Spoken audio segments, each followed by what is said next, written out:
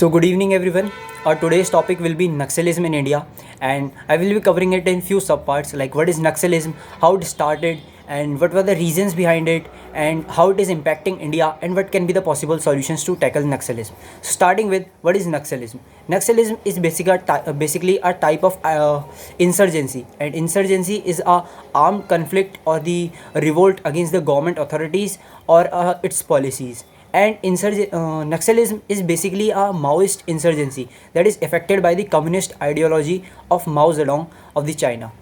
And this Naxalism in India started after the 1960 when the atrocities on the peasants by the landlords were very high, the unemployment was very high, and farmers were suffering very much. So soon in 1967, two people, Kanu Samnyal and Charu Majumdar, started this movement or the revolt from a district of West Bengal, that is the Naxalwadi. And earlier it was to fight against the corruption and to the against the landlords who were doing atrocities on the farmers or the peasant. But soon it was affected by the communist ideology and turned into the Naxalism or the armed conflict against the government authorities. And since then it has spread in various states of India. And so far it is in the states like the West Bengal, Madhya Pradesh, Jharkhand, Odisha, Chhattisgarh, Bihar, and also the Andhra Pradesh. And these states are also known as the Red Corridor.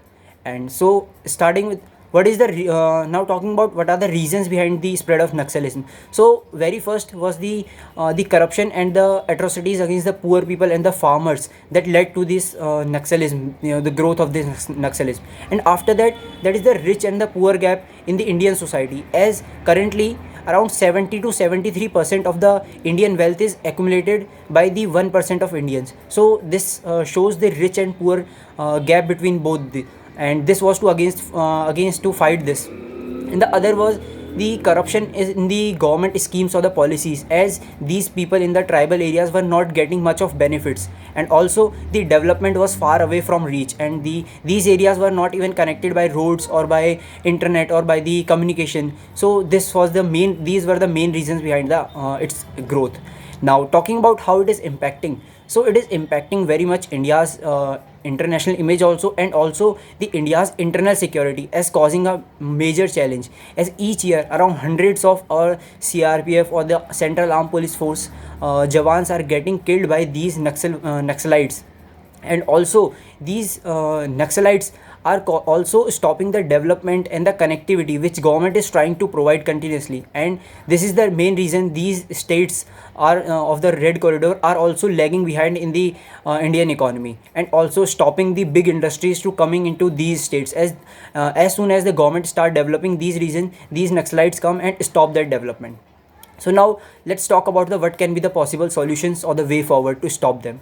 So very first I would like to say that the connectivity, as government should start connecting these Naxalwadi areas with the other big cities which are very much developed in these states only. And also government should start providing the employment and the skills and the education to these Naxalites, and that way they will get educated and they will drop their weapons and stop this armed conflict against the government, and also the against the people. And also the state government and the central government should collaborate, as so far the state government is just thinking that this is a problem which the central government will tackle, but it's not the case. Both the governments need to come together and tackle this